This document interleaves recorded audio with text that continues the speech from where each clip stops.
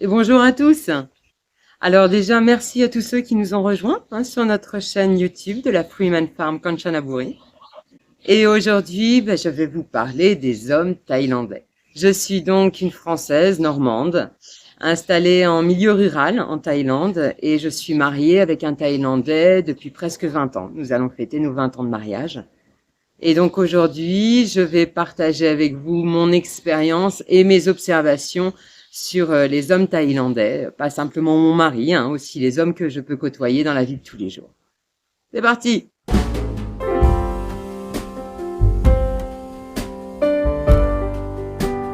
Donc les observations dont je vais vous faire part aujourd'hui concernant les hommes thaïlandais, ça reste des observations. C'est ce que j'ai pu voir et ce qui ressort pour moi majoritairement, mais ça ne veut pas dire que c'est une généralité. Tous les hommes thaïlandais ne présentent pas les caractéristiques que je vais vous exposer aujourd'hui. La preuve, mon mari. Donc mon mari est thaïlandais, il est né en Thaïlande, il a grandi en Thaïlande. La première fois qu'il a quitté le pays, c'est quand il est venu avec moi en France, donc il avait 36 ans, si je me souviens bien. Mais pour moi, il est thaïlandais, mais pas forcément thaïlandais. Il a beaucoup de caractéristiques qui ne sont pas présentes chez les hommes thaïlandais, ou au contraire, qui sont présentes chez la majeure partie des hommes thaïlandais, mais pas chez lui. Pourquoi? La première chose, c'est que mon mari est chrétien. Il fait partie des 1% chrétiens en Thaïlande. Plus exactement, il est catholique. La Thaïlande est majoritairement bouddhiste, et donc il y a beaucoup de choses, beaucoup de croyances, on va dire, qu'il n'a pas en tant que chrétien. Pendant son enfance, sa famille étant plutôt aisée, il est allé, toute sa scolarité a été faite dans une école catholique. Donc à ce titre, il a côtoyé des étrangers, il a pu apprendre l'anglais et il a pu s'ouvrir à la culture européenne. Alors à son adolescence, il y a eu un gros problème dans sa famille, donc on est passé d'une famille aisée à une famille très très pauvre. Donc il a côtoyé la pauvreté et depuis l'âge de ses 15 ans, en fait, et après il n'a plus jamais eu d'aisance financière. Donc il a pas mal bourlingué, notamment sur Bangkok et la région. C'est donc quelqu'un qui est très ouvert d'esprit et qui sait s'adapter aux différentes situations et aux différentes personnes. De plus, c'est un artiste, c'est un musicien. Il apprécie la culture européenne pour la musique, pour la peinture, pour tout le côté artiste. Et donc toutes ces caractéristiques en font quand même un homme à part par rapport aux hommes thaïlandais que je peux côtoyer dans la vie de tous les jours. Et je pense que s'il n'avait pas eu tout ce passif, ça aurait été beaucoup plus difficile pour nous de pouvoir rester ensemble. Donc en ce qui concerne les Thaïlandais, déjà leur physique. Ce sont des hommes qui généralement sont assez petits. Il y a très très peu de très grands en Thaïlande. Ils sont majoritairement plus petits que les Européens. Ils ont un physique très fin, très sec, très musclé mais très sec. Ils sont majoritairement imberbes. Personnellement, j'apprécie. Et ils ont une force physique qui est très présente. Ce sont des hommes qui sont habitués à avoir des travaux difficiles, à utiliser leurs mains, à utiliser leur force dans la vie quotidienne. Au niveau du caractère, comme tous les Thaïlandais, ce sont des personnes souriantes, majoritairement. Le sourire est une forme de communication en Thaïlande.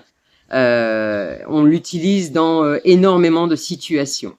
Quand on est gêné, ou quand on veut faire plaisir, ou quand on est heureux, ou pas forcément, quand on est un peu indisposé, ou quoi que ce soit, on utilise le sourire pour communiquer en Thaïlande.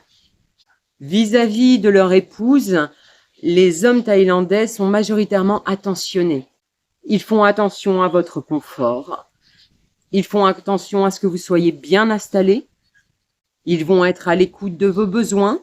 Ne pas hésiter à porter votre sac à main si besoin. Vous protéger avec un parapluie contre le soleil. Vous trouvez la nourriture que vous aimez, les petits bonbons qui vont vous plaire. Donc il y a un côté vraiment très attentionné vis-à-vis de l'épouse ou de la petite amie. Par contre, ce ne sont pas des hommes câlins, enfin en tout cas pas en public. Il y aura très très peu de démonstrations d'affection en public, autre que ces petites attentions dont je viens de vous parler. Alors ça s'explique par la culture, où on protège quand même une certaine pudeur. À la télé thaïlandaise, les films, lorsque vous voyez des films d'amour sur la télé thaïlandaise, c'est un petit peu comme nos romans photos, vous savez les vieux romans photos de nous deux, où lorsque le bisou approche, vous voyez l'homme et la femme qui sont à ça, 2 centimètres l'un de l'autre, mais on ne voit pas le bisou. Là, c'est la même chose. Donc, au même titre, je n'ai jamais vu de gestes déplacés. Moi, je n'en ai jamais subi, aucun harcèlement, et j'ai jamais vu de main aux fesses ou ce genre de choses. Alors, même si moi, je n'ai jamais subi de harcèlement sexuel, quel qu'il soit, ou de remarques déplacées de la part des hommes, je ne peux pas dire que ce n'est pas le cas pour les femmes thaïlandaises. Tout simplement parce qu'on n'en parle pas. C'est quelque chose qui est très rarement abordé. Et donc, je ne peux pas parler concernant les femmes thaïlandaises. Je ne sais pas quelle est leur position par rapport à ça et ce qu'elles peuvent subir au travail ou dans leur vie de tous les jours, par exemple. Dans le couple, lors de disputes ou de problèmes conjugaux, l'homme thaïlandais reste généralement en retrait. Il va rarement au conflit avec son épouse, va plutôt rester silencieux ou va partir. Mais il va rarement attiser le conflit. Par contre, ce n'est pas le cas dans les relations avec les autres hommes. C'est-à-dire qu'entre deux hommes, lorsqu'il y a dispute entre deux hommes thaïlandais, tout se passe bien jusqu'à ce que ça passe une certaine limite. Et là, ça tourne tout de suite à la bagarre. Et les Thaïlandais sont quand même très forts physiquement. La majeure partie d'entre eux apprennent la boxe thaïlandaise à l'école. Parfois, ils peuvent être armés, que ce soit arme blanche ou arme à feu. Donc, les bagarres entre hommes peuvent très très vite dégénérer. Ne provoquez jamais un Thaïlandais. Ne l'insultez jamais. Un petit conseil, au passage. Par rapport aux femmes, ce que je disais, c'est qu'ils ne recherchent pas le conflit, mais c'est pareil, ça peut quand même tourner très très vite au drame. Ça ne signifie pas qu'il n'y a pas de violence conjugale. Il y a des violences conjugales. Il y a souvent des meurtres passionnels en Thaïlande. Quand vous regardez les informations, c'est quasiment tous les jours. Un meurtre passionnel, c'est très très fréquent. Ce que j'ai pu observer, en fait, c'est que les hommes thaïlandais ont une limite, alors qui diffère suivant les hommes. Mais une fois que cette limite est franchie, ça part tout de suite en vrille. Il n'y a pas de progression dans le conflit. Ils vont se taire, mais dès que la limite est franchie, ça va tout de suite dégénérer. La première chose qu'on vous dira, moi c'est la première chose qu'on m'a dit quand j'ai commencé à fréquenter mon mari, c'est que les hommes thaïlandais sont infidèles.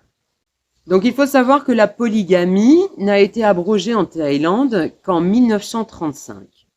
Donc avant, il était légal d'avoir plusieurs épouses.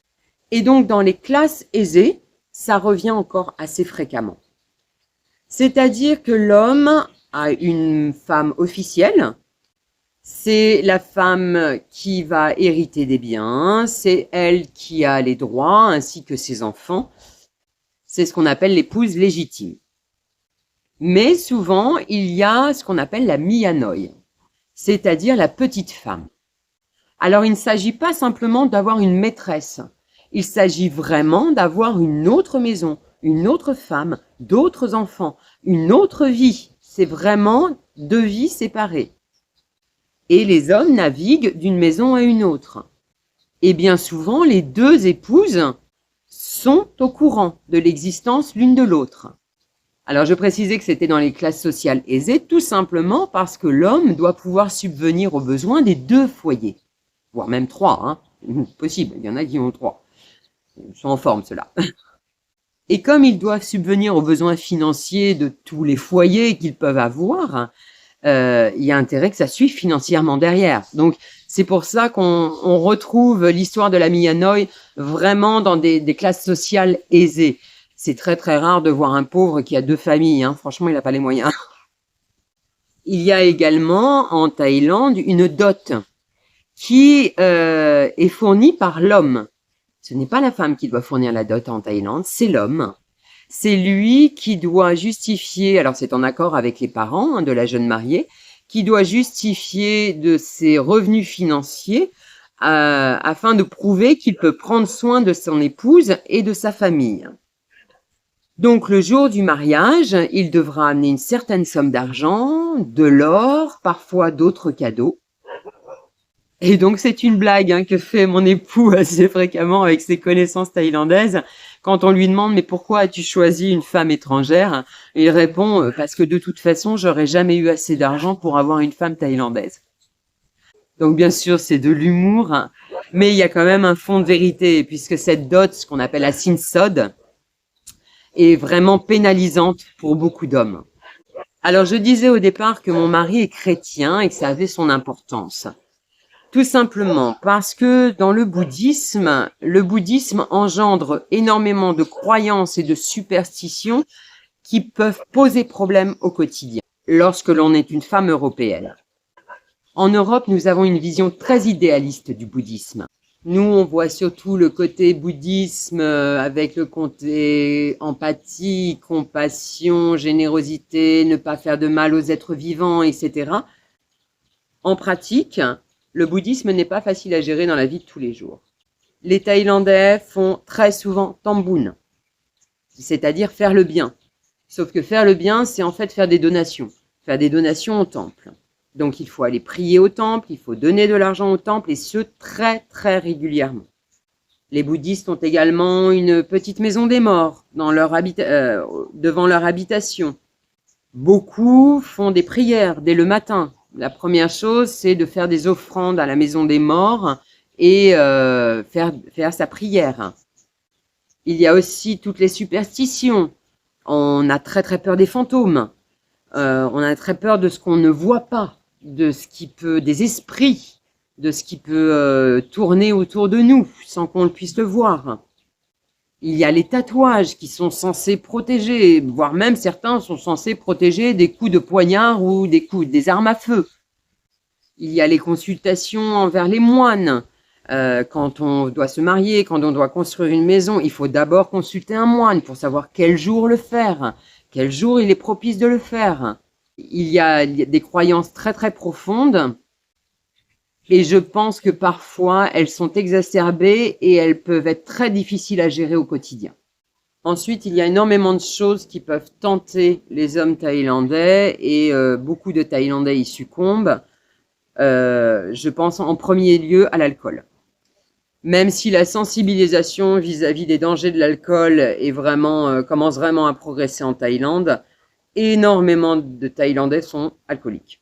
Mon mari buvait, quand je l'ai rencontré, il buvait minimum une bouteille de whisky par jour. Il a arrêté de lui-même. Il a une force mentale qui m'impressionne. Il a arrêté, ça fait presque 6 ans maintenant, du jour au lendemain, par lui-même. Et il n'a pas rebu une goutte d'alcool depuis. Il y a aussi la drogue. Les drogues, notamment les drogues de synthèse, sont très très faciles à trouver en Thaïlande et vraiment pas chères. Et certaines sont vraiment très très dangereuses, comme toutes les drogues, hein, en règle générale. Mais je pense à une drogue qui sévit énormément en milieu rural, qui s'appelle le yaba.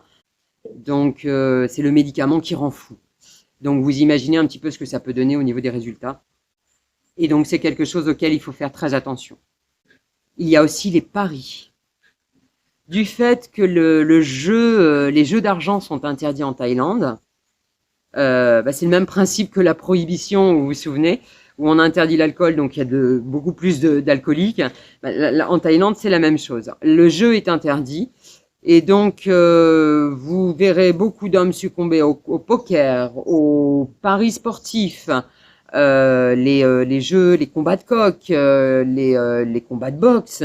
Enfin, voilà, il y a vraiment tout un panel de underground, je veux dire, de jeux qui peuvent poser un gros problème de dette dans le ménage. Et puis pareil, il y a les armes. Les armes à feu, les armes à feu ne sont pas légales. Hein. Il n'est pas légal pour un Thaïlandais lambda d'avoir une arme à feu chez lui, mais beaucoup en ont. Et pareil, ça peut devenir très dangereux, forcément. Dans le couple, comme je le disais, les hommes thaïlandais sont très attentionnés envers leur épouse. La réciproque est vraie. Hein. Les femmes thaïlandaises sont très prévenantes vis-à-vis de leur époux, très service. Et donc, les hommes thaïlandais, quand ils se mettent avec une femme étrangère, imaginent avoir le même service. C'est-à-dire que la femme est à la cuisine, elle leur sert à manger, elle leur fait des massages, tout comme une femme thaïlandaise peut le faire. Donc forcément, ça peut faire des conflits. Moi, juste une petite anecdote, en fait, quand j'ai rencontré mon mari au tout départ, il me dit, mais est-ce que tu cuisines? Et non, non, moi je réponds non, je ne cuisine pas, je n'aime pas cuisiner. Et donc il me dit, mais comment tu vas faire avec ton futur mari? Je dis, bah, il faut que je trouve un futur mari qui cuisine. Et donc il avait été choqué, il avait rigolé, hein, il avait rigolé, mais il avait une part un peu choquée. Et donc il a essayé au départ de m'apprendre la cuisine. Bon, quand il a vu le résultat, il s'est dit non, c'est mort. Donc voilà, c'est ce que je disais au départ. Mon mari est quelqu'un qui s'adapte facilement et qui est ouvert d'esprit. Donc ça nous a beaucoup aidé. Si vous avez vraiment un homme thaïlandais traditionnel, il va vouloir que vous fassiez la cuisine et que vous vous occupiez de ça tout le temps. Et donc forcément, ça peut poser quelques difficultés. En règle générale, hein, l'égalité homme-femme dans le couple, je pense, n'est pas bien répartie. Malheureusement, n'est pas bien répartie. Je peux en dire de même en France, hein, franchement. Je pense que ça vient non pas du fait d'être thaïlandais ou autre chose. C'est l'homme que vous avez en face de vous et avec qui vous pouvez discuter. Est-ce que c'est quelqu'un d'ouvert d'esprit? Est-ce qu'il acceptera une situation différente par amour, etc. Tout dépend non pas de son origine, mais de sa façon de penser. Et enfin, il faut bien comprendre que le fils dans une famille thaïlandaise, le fils a vraiment une énorme responsabilité vis-à-vis de ses parents. Il doit prendre soin de ses parents pendant toute la période de la vieillesse. Et donc, à ce titre, demander aux parents, lorsqu'il se met en ménage avec une femme, il doit faire venir ses parents et les parents vivent avec le jeune couple. Quand on s'est rencontrés, en fait, mon mari m'a fait part hein, de cette coutume et de cette obligation, puisque c'en est une, hein, c'est une obligation pour les hommes thaïlandais. Vu la situation de pauvreté dans laquelle étaient mes beaux-parents, j'ai effectivement compris et accepté, mais personnellement, j'ai émis la condition que ça ne soit pas dans la même maison. J'ai été d'accord pour que ça soit sur le même terrain, mais il fallait qu'on construise une maison pour mes beaux-parents et une maison pour nous.